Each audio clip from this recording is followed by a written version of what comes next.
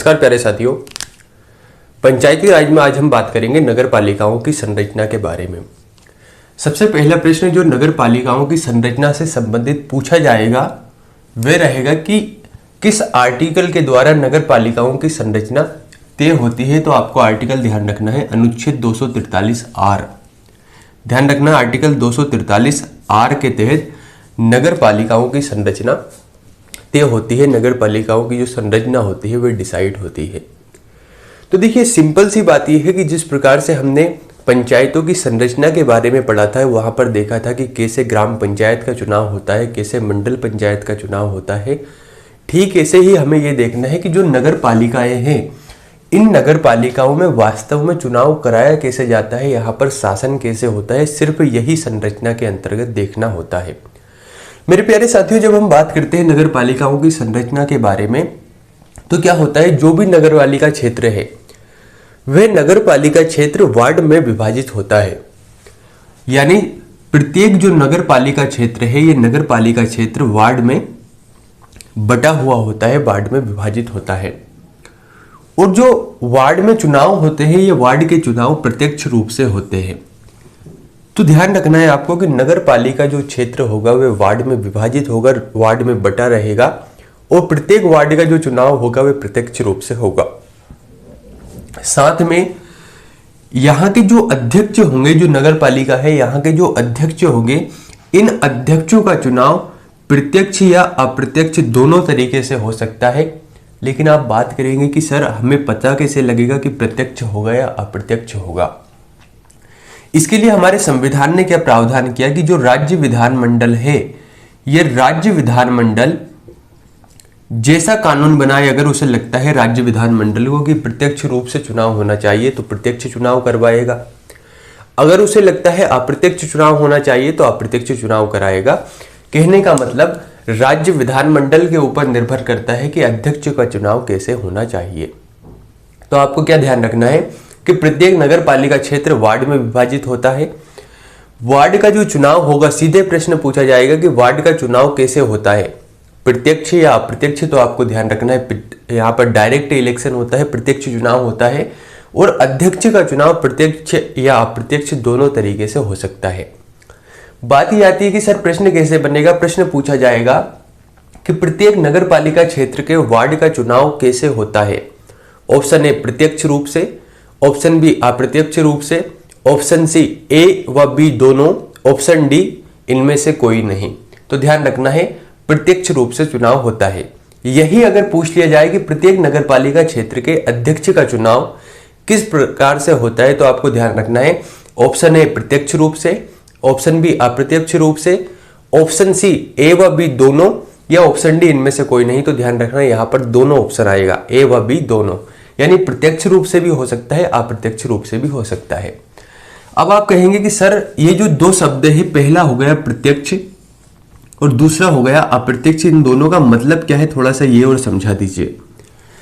पुरानी जो क्लासेस है, पिछली जो क्लासेस है, उसमें हम बात कर चुके हैं प्रत्यक्ष या अप्रत्यक्ष निर्वाचन के बारे में कि डायरेक्ट इलेक्शन क्या होता है, इनडायरेक्ट इलेक्शन क्या होता है। लेकिन थोड़ा सा हम समझने का प्रयास करेंगे। प्रत्यक्ष का मतलब ये होता है कि डायरेक्ट का मतलब यह है कि अगर आपके पिताजी ने आपको थप्पड़ मारा तो डायरेक्ट आपके गाल पर लगा।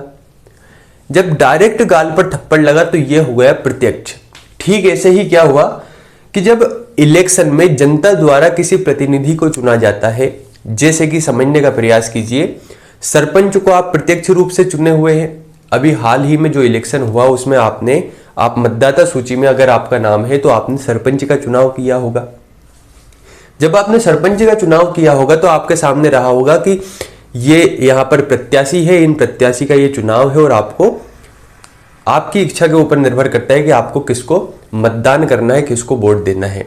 तो आपने जिसको भी चुना है उसे अगर बहुमत मिला तो वह सरपंच बन गया। कहने का मतलब आपने जिस व्यक्ति को चुना, अगर उसे बहुरूप या बहुमत रूप से यहाँ पर मतदान मिला, वोट मिला, तो वह सरपंच बन जाता है। कहने का मतलब यह है कि जब जनता के द्वारा डायरेक्ट रूप से किसी व्यक्ति को चुना जाता है तो उसे हम कहते हैं प्रत्यक्ष निर्वाचन। आपने सरपंच को चुना, ऐसा तो नहीं है ना आपने किसी व्यक्ति को चुना फिर उस व्यक्ति ने सरपंच को चुना, आपने सीधे तरीके से सरपंच को चुना, इसका मतलब सरपंच का चुनाव प्रत्यक्ष चुनाव है। ठीक ऐसे ही वार्ड में जो चुनाव होगा वहां पर जो वार्ड के मेंबर होंगे उन्हें डायरेक्ट रूप से चुना जाएगा। फिर बात आती है सर अप्रत्यक्ष क्या है? अप्रत्यक्ष का मतलब वही है कि जहां आप सीधे तौर पर लोगों को चुन रहे थे, इसमें क्या होगा, पहले आप किसी व्यक्ति को चुनेंगे और उन व्यक्तियों के द्वारा किसी अन्य व्यक्ति को चुना जाएगा। समझ रहे हो आप? जैसे कभी कभी क्या होता था कि आपने देखा होगा बचपन में आपने कोई गलती की, गलती करने के बाद आपके पिताजी को बात पता लगी, तो आपके पिताजी ने आपके घर वालों को बताया कि उसको समझा देना अगली बार से ऐसी गलती ना करे। कहने का मतलब आपके पिताजी के द्वारा बात आप तक पहुंचाई गई, बात आप तक पहुंच गई, लेकिन क्या प्रत्यक्ष रूप से उन्होंने कहा? नहीं, उन्होंने पहले आपके घर वालों को बताया, घर वालों ने आपको बताया कि अगली बार फिर थप्पड़ आना है, और अगर थप्पड़ आए तो प्रत्यक्ष ही आएगा। तो कहने का मतलब जब अप्रत्यक्ष चुनाव होता है तो पहले व्यक्ति किसी व्यक्ति को चुनेगा, उसके द्वारा किसी को अगर चुना जाता है तो वह होता है अप्रत्यक्ष चुनाव। उम्मीद है यहां तक की बातें आप समझ गए होंगे।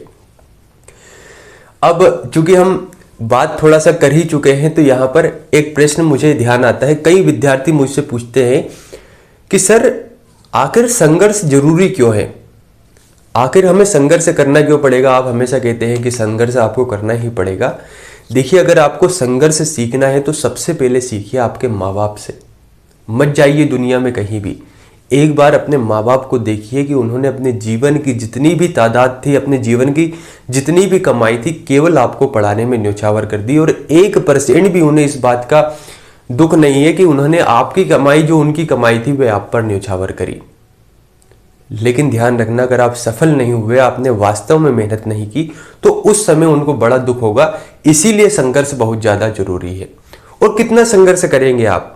आपके पूर्वजों को अगर आप देखेंगे, आपके दादाजी है, दादी जी है, आपके माता पिता है, इनकी अपेक्षा तो आप अगर 5% भी कर लेना संघर्ष, तो आपका काम हो जाएगा, आपको जॉब मिल जाएगी।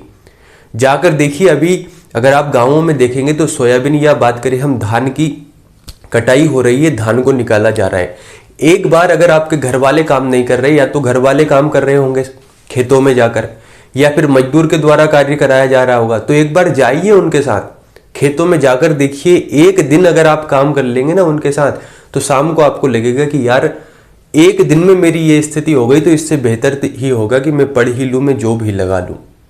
आपका नगण्य संघर्ष है उनके आगे। केवल 5 से 6 महीने आपको तैयारी करनी है, इसके बाद आपसे कोई कहने वाला नहीं है। और ध्यान रखिए, अभी घर वाले कहते भी है कि तैयारी कर लीजिए, एक समय ऐसा आएगा जब आपको खुद लज्जा आने लगेगी, खुद लज्जित होंगे, खुद को लगने लगेगा कि यार मैंने जो मेरा गोल्डन टाइम था वो समय निकाल दिया, और व्यर्थ कोई मतलब नहीं रहा जीवन में। क्यों? क्योंकि गलती आपकी है, आप इस समय को काट रहे हैं। कई विद्यार्थी पहले से मैं समझाता आया हूं, पहले तैयारी नहीं की, जब वैकेंसी आ जाती फिर रोने लगते हैं, सर अब बता दीजिए 10 दिन में हम क्या करें, 15 दिन में हम क्या करें, माइंड स्टेबल नहीं हो रहा है। कैसे होगा? जब सिलेबस कंप्लीट करना था, आपके माँ बाप को पता है आप पर कितना भरोसा है, न जाने कितनी चीजें उनसे दिन भर बोली जाती होगी, गांव वाले, परिवार वाले, रिश्तेदार, न जाने कितनी बार उनसे मना करते होंगे कि मत पढ़ाइए, आप अकेले काम कर रहे हो। एक बार पिता को सही से देखिए, आप उनके चेहरे को देखिए, एक बार माँ के चेहरे को देखिए, उनके चेहरे पर संघर्ष दिखेगा, आपके लिए चीजें दिखेगी कि हमें कुछ नहीं चाहिए, हमें नहीं चाहिए उसकी जॉब के पैसे, बस वो सफल हो जाए, इसके अलावा उन्हें और कोई मतलब नहीं है। तो अभी भी समय है, 4 से 5 महीने खुद को दे दीजिए, अच्छे से तैयारी कर लीजिए, संघर्ष कर लीजिए, जीवन अच्छे से कटेगा। नहीं तो अभी ऐसे ही मौज मस्ती कर लीजिए, जीवन भर संघर्ष करना ही है, किसी का कुछ नहीं बिगड़ेगा। तो चलिए आइए हमारे टॉपिक को हम देखते हैं। हम क्या बात कर रहे थे कि नगर पालिका क्षेत्र वार्ड में विभाजित रहेगा और अध्यक्ष का चुनाव प्रत्यक्ष अप्रत्यक्ष रूप से होगा। फिर यहां पर एक बात और आती है, यहां पर क्या किया गया है, एक प्रावधान किया गया है कि जो नगर पालिका क्षेत्र होंगे, इस नगर पालिका क्षेत्र में वार्ड समितियों का भी गठन किया जाएगा। जिस प्रकार से हमने देखा था क्षेत्र पंचायत समिति का गठन किया जाता था ग्राम और जिला के मध्य समन्वय करने के लिए, तो यहां पर वार्ड समितियों का गठन किया जाएगा। ये जो वार्ड विभाजित है, ऐसे ही 1 या 2 वार्ड को मिलाकर, 2 या 3 वार्ड को मिलाकर कुछ समितियों का गठन करेंगे। लेकिन ध्यान रखने वाली बात यह है कि वार्ड समितियों का गठन केवल वहां पर होगा जहां की जनसंख्या 3 लाख से अधिक है, 3 लाख प्लस है। तो आप कहेंगे कि सर इसका मतलब नगर निगम में ही वार्ड समितियों का गठन होगा। क्यों? क्योंकि नगर पंचायत और नगर पालिका की जनसंख्या तो इतनी होती नहीं है, 3 लाख से अधिक जनसंख्या होगी नगर निगम की, इसका मतलब वार्ड समिति भी वहां पर गठित होगी। तो इस तरीके से आपको चीजों को समझना है। कहने का मतलब वार्ड समितियों का गठन किया जाएगा जहां पर 3 लाख से अधिक जनसंख्या होगी। फिर इसमें एक और प्रावधान किया गया, जो बातें आपको ध्यान रखनी है, जो प्रश्न बन सकता है। इसमें क्या किया गया कि हमने यहां तक समझ लिया कि वार्ड विभाजित होंगे, वार्ड के साथ ही चुनाव भी हमने समझ लिया, लेकिन कभी कभी क्या होता है कि यहां पर राज्य विधानमंडल को ऐसा लगता है कि जो नगर पालिका क्षेत्र है, इस नगर पालिका क्षेत्र में कोई व्यक्ति विशेष को यहां पर निर्वाचित होना चाहिए, मनोनीत करना चाहिए। तो ऐसी स्थिति में राज्य विधानमंडल अगर चाहे तो कुछ ऐसे व्यक्ति जिन्हें उस नगरपालिका क्षेत्र के संबंध में कुछ दायित्व सौंपे जा सकते हैं, उन्हें जिम्मेदारी सौंपी जा सकती है, इसके संबंध में प्रावधान राज्य विधानमंडल करता है। लेकिन किन व्यक्तियों को जिम्मेदारी सौंपी जा सकती है उसके भी तो कुछ ना कुछ पहलू होंगे। तो पहली बात यह आती है कि अगर कोई व्यक्ति ऐसा है जिसे नगरपालिका क्षेत्र का विशेष ज्ञान हो, उसके बारे में जानकारी हो, उसे पता है कि कैसे कार्य होना चाहिए, कैसे यहाँ पर प्रशासनिक दृष्टि या फिर प्रशासनिक ढांचा होना चाहिए, अगर कोई ऐसा व्यक्ति है जिसे इस प्रकार का ज्ञान है तो उसे भी यहाँ पर निर्वाचित किया जा सकता है, उसे भी यहाँ पर मनोनीत किया जा सकता है राज्य विधानमंडल के द्वारा। तो पहला पॉइंट आपको ये ध्यान रखना है। आप कहेंगे सर हमें ये बात समझ में नहीं आई। तो देखिए, जैसे मानकर चलिए कि आपके परिवार वाले कोई भी है, अगर आपको जैसे बचपन में होता था कि आपको 10वीं में मैथ अच्छा बनता था, आपका मैथ पढ़ाने का मन था, आपको मैथ अच्छा लगता था, तो किसी को पता लगा कि यार इसको मैथ अच्छा आता है, इसके 10th में नंबर भी अच्छा आए, तो कोई है आपका पहचान वाला गांव में ही या शहर में ही कहीं पर भी, तो वह कहेगा कि देखिए मेरे बालक को आप 1 घंटा मैथ पढ़ा दीजिए। तो वह आपके पास ही क्यों आया? हो सकता है वे दूसरे व्यक्ति के पास भी जा सकता था। तो आप कहेंगे कि सर वे मेरे पास इसलिए आया क्योंकि मुझे मैथ का थोड़ा सा नॉलेज है, मुझे ज्ञान है। ठीक ऐसे ही यहाँ पर क्या हो रहा है कि कोई ऐसा व्यक्ति जिसे नगर पालिका क्षेत्र के संबंध में विशेष ज्ञान हो, उसे मनोनीत किया जा सकता है। अगला है संबंधित क्षेत्र के जो सांसद है, यानी लोकसभा व विधानसभा के जो विधायक है, उन्हें भी यहाँ पर जिम्मेदारी दी जा सकती है, क्योंकि उस क्षेत्र का कोई ना कोई सांसद होगा, कोई ना कोई विधायक होगा, यानी इन्हें भी यहां पर दायित्व दिए जा सकते हैं, जिम्मेदारी दी जा सकती है, इन्हें भी मनोनीत किया जा सकता है। कौन मनोनीत करेगी? राज्य विधानमंडल। लेकिन ध्यान रखना, इन्हें मताधिकार, अगर कोई अधिवेशन होता है नगरपालिका तो वहां पर मत देने का अधिकार नहीं होगा।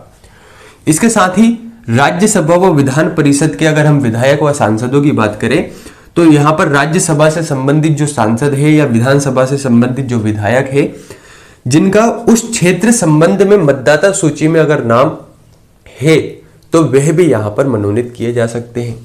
अगला है अन्य समितियों के अध्यक्ष। अन्य समिति कौन सी? जो वार्ड समिति है, अगर इन समिति को छोड़ दे तो जो अन्य समितियां होती है, इनके अध्यक्ष को भी यहां पर मनोनीत किया जा सकता है। तो 4 बातें ध्यान रखना है कि कुछ ऐसे व्यक्ति जिन्हें विशेष ज्ञान हो नगरपालिका क्षेत्र का, लोकसभा व विधानसभा के विधायक एवं सांसद, राज्यसभा व विधान परिषद के सांसद व विधायक, और अन्य समिति के अध्यक्ष को राज्य विधानमंडल नगरपालिका क्षेत्र में मनोनीत कर सकती है। तो मेरे प्यारे साथियों, नगर पालिकाओं की संरचना हमने देखी। आर्टिकल आपको ध्यान रखना है, आर्टिकल 243R बड़ा ही महत्वपूर्ण है। इसके साथ ही हम अगले वीडियो में कुछ अन्य चीजों को देखेंगे। पहली बार चैनल पर आए हैं तो लाइक सब्सक्राइब जरूर करें। बहुत बहुत धन्यवाद।